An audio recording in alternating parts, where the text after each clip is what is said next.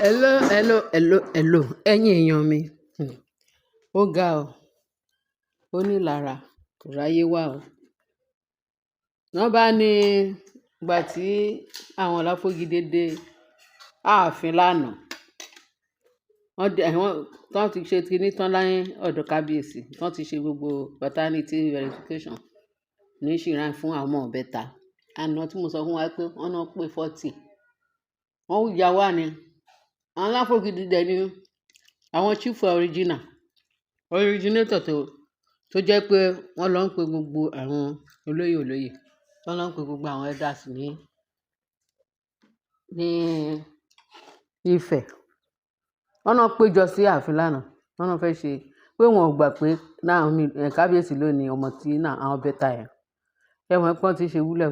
Wọ́n dẹ̀ ní iṣẹ́ Ashley àti àwọn èèyàn ẹ̀ ni. Wọ́n ṣàfẹ́ pé kán lé Naomi kúrò láàfin. Ọlọ́run ò gbà fún wọn. Ṣé mo ṣáà sọ fún wa, mo ti ṣiṣẹ́ yẹn fún wa lánàá. Wọ́n ní kábíyèsí ní kí Naomi wá. Sáàfin gbà tó wá tán dẹ̀ ṣe kíní ẹ̀. Wọ́n ní gbà táwọn Ọláfógídé tó ti confirm àwọn onífá àwọn elders gbogbo everybody wọ́n ti sọ wípé àwọn ọmọ Naomi o pé ọmọ original Ògúnwùsì ni wọ́n. Kò sí pé gbogbo nǹkan ṣáà ni wọ́n fi jọmọ́ Ògúnwùsì family. Àbí wọ́n fi tán pé fún part and parcel Ògúnwùsì ni àwọn mẹ́ta yẹn. Wọ́n ní tó bá rí ijó tó ń jó lánàá pẹ̀lú kábíyèsí àti Naomi ló tó ti parí. Ó ti parí pé náà òun ti dùn. Bó tiẹ̀ jẹ́ pé yẹn náà kò sẹ́ni tó lè gba kábíyèsí lọ́wọ́ òun àti kò sẹ́nibọ́dì tó lè gba àfihàn wọn lọ́wọ́ òun. Pọ́kàn òun ti wá ṣẹ̀ṣẹ̀ balẹ̀ wáyé. Pé náà wọ́n nígbà táwọn Ọláfógídé ṣé mọ̀ pé Ashley ò sí ní ààfin, kábíyèsí ti lé dànù. Ibẹ̀ ló ń gbé. Ọ̀dọ̀ àwọn Ọláfógídé ló ń gbé. Wọ́n ní kí ni Ashley gbọ́ táwọn ẹbí ẹ̀ sọ fún pé wọ́n máa ṣẹ̀ṣẹ̀ dé, wọ́n ní àwọn ọmọ kíní báyìí káṣá báyìí káwòdì àwọn ọmọ mẹ́ta yẹn pé confirm àwọn ọmọ Naomi nìyẹn o, kábíyèsí ló bí Ògún. Wọ́n ní níṣe ni Ashley wọ́n ló ṣe kíni ó ya wèrè. Wọ́n ló ya wèrè. Ẹ kúkú mọ̀ pé onílára kò sí ibi tí ò lè gbé ìlara ẹ̀ wọ̀. Bó jẹ́ ibi tó ti fẹ́ pa tó máa torí bọ̀ báyìí tó ń bẹ́yàn lórí, onílára máa débẹ̀. Nígbà tó bá ti débẹ̀ tán ló ṣẹ̀ṣẹ̀ máa mọ̀ pé orí ìbànú fẹ́ bẹ́hùn yìí. Kò kú ní sá ẹmu ìgbé ṣó máa ṣe bí ó máa ṣe, kò ní ṣaláìṣègbè náà. Ló bá tán wọ́n ló di ilé kábíyèsí lẹ́lẹ́lẹ́lẹ́lẹ́lẹ́ nírọ̀lẹ́ àná. Wọ́n nígbà tó débẹ̀ ló lọ bá kábíyèsí. Òun ò ní gbà. Kábíyèsí wọ́n lọ gba àwọn ọmọ Naomi. Wọ́n sọ pé àwọn mẹ́ta yẹn pé Naomi ló ní pé ìwọ ló ní. Naomi tó jẹ́ pé wọ́n ní kì í ṣe òun ló ní. Kó yá tètè lọ́wọ́ ẹni tó fún òun lóyún. Kì í ṣàfihàn ló máa gba àwọn ọmọ yìí. Wọ́n ní ṣe ló ń sọ fún kábíyèsí bí ẹrú ẹ̀ bí ọmọ inú ẹ̀. Kì í ṣàfihàn ló máa gbà ló máa ṣe. Àníṣe Naomi kò lè wọ ààfin yìí lébi pa àwọn ọmọ ẹ̀. Tètè bẹ̀rẹ̀ sí ní deny àwọn ọmọ ẹ̀ sọ pé ìwọ kọ́ ló ti ẹ̀bí wọ́kọ̀ pé láyé kì í ṣe ìṣojú yìí. Wọ́n ní bí kábíyèsí ṣe wá ní ṣó mọ̀ pé mẹ́ńtà tó wà lórí ẹ̀. Òun sọ fún àwọn èèyàn pé kán lọ mú ẹ lọ sí hospital. Kán lọ yẹ̀ ẹ́ wò torí tí ẹ yìí ò ná màmá. Ìwọ sọ fún Naomi àbáwọn ọmọ Naomi wípé wá sọ pé àwọn ọmọ Naomi ò ń ṣe ọmọ tòun. Kì í ṣe gbá kì í ṣàwò, ayé ẹ̀ ti bàjẹ́. Ṣé iṣẹ́ ọmọ tó wà lọ́wọ́ ẹ̀? Ṣé èyí tó wà lọ́wọ́ ẹ̀ ṣé ọmọ tòun ni? Bí àti wọ́ àtàdé mákínwá. Ṣé mo sọ fún ẹ pé ọmọ mi ni wọ́n? Ó yá.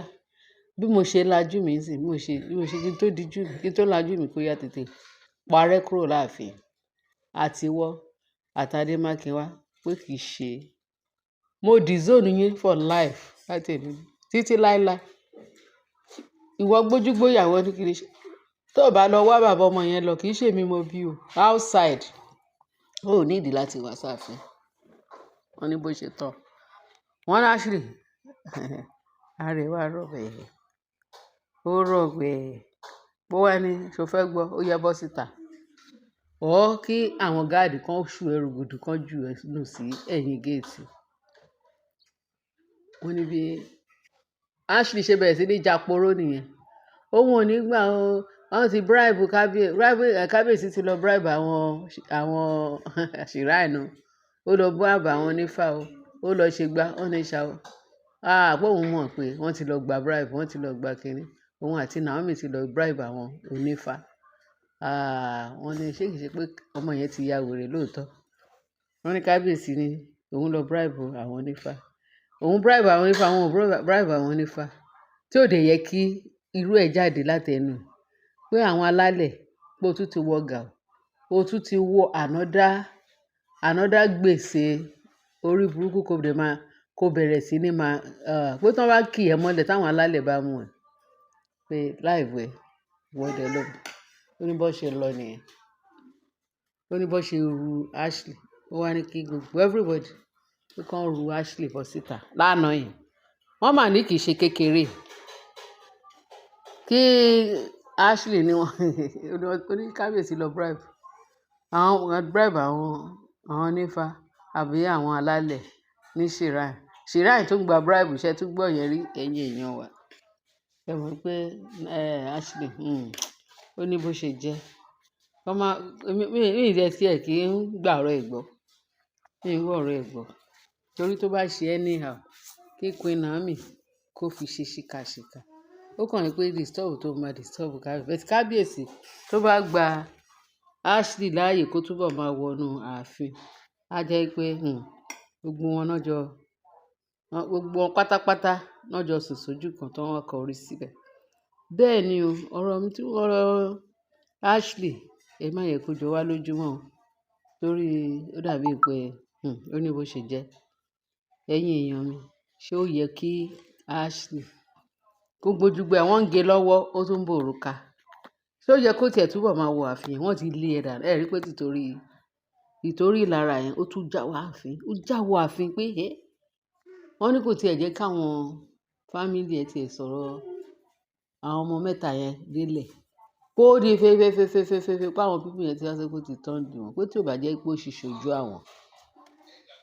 Pé torí kó ṣì ṣojú wọn pé ó ṣojú àwọn pé in fact pé wọn ò lè believe nǹkan tí wọ́n rí lánàá. Wọ́n náà sọ fún Ashley bẹ́ẹ̀ pé wọn ò lè believe nǹkan tí wọ́n rí lánàá. So my sister and my brother, ẹ rí pé ọ̀rọ̀ yẹn ó sọ sí ni lẹ́nu. Ó sọ sí ni lẹ́nu, ó buyọ̀ sí. Kíru Ashley yẹn kó sọ pé Naomi ló ń fẹ́ bá ṣe kí. Ẹ ṣe mọ̀ pé àwọn ogun ọ̀run ò jẹ́ kán gbádùn. Wọ́n máa ti gbọ̀ngbọ̀n. Wọ́n ti gbọ̀ngbọ̀n. Wọ́n ti gbọ̀ngbọ̀n. Ayé ẹ̀ ti bàjẹ́. Ayé Ashley ti bàjẹ́. Torí bó ṣe ń yọ Naomi lẹ́nu bí àwọn ogun ọ̀run náà máa yọ lẹ́nu. Torí eléyìí lágbára. Ó lágbára. Eléyìí lágbára. So nǹkan tó ṣẹlẹ̀ nìyẹn mo ní kí n jẹ́ kí ẹ̀yin olólùfẹ́ mi, ẹ̀yin èèyàn mi àtàtà, àwọn èèyàn mi tó ṣẹlẹ́ńkẹ́jọ pé kí ẹ máa gbọ́ ọ̀rọ̀ nígboro ẹnu Ashley pé kábíyèsí bribe àwọn kìnìún náà ṣe sọ wípé àwọn mẹ́ta ẹ̀. Kí ni tiẹ̀? Kí ni tiẹ̀? Kí ni tiẹ̀? Kí ni ti Ashley? Kí ni ti Ashley? Wọ́n bá ní kí ni ti Ashley nínú ọ̀rọ̀ tó wà nílẹ̀ yìí? Pé kí kábíyèsí kọ àwọn ọmọ yẹn. Wọ́n ní yẹ̀yẹ́ tí kábíyèsí tiẹ̀ fi ṣe lánàá. Wọ́n ní kó lọ ṣe tiẹ̀ wò. Láì pé ìwọ ni irú Naomi yẹn ò ní wá. Bẹ̀tì Naomi wá gbogbo evidence proof. Ìwọ náà jáde káwọn mọ irú evidence tiẹ̀. Kó prove evidence tiẹ̀ bóyá lóòótọ́ ni àbí irọ́. Aláyé bàjẹ́. Ẹ̀yin èèyàn mi, ẹ ṣé o jẹ́ ẹ bá mi share, kẹ́ bá mi like, kẹ́ bá mi subscribe. Nítorí pé àwọn èèyàn mi tó gbádùn tó mọ̀rọ̀ gbọ́, tó dẹ̀ mọ bọ́n ṣe ń dá sọ́rọ̀. So a ti dúpẹ́ lọ́dọ̀ Ọlọ́run. Bí kábíyèsí, ọkàn ti balẹ̀, ọkàn Naomi ti balẹ̀, Olúwa ṣeun. Olúwa ò ṣeun, Olúwa ò ṣeun. Ẹ ṣé gan ni bẹ́ẹ̀ ṣe ń tẹ́tí sí wa ẹ̀yin èèyàn mi. Jésù Olúwa wa. Amen. Bye.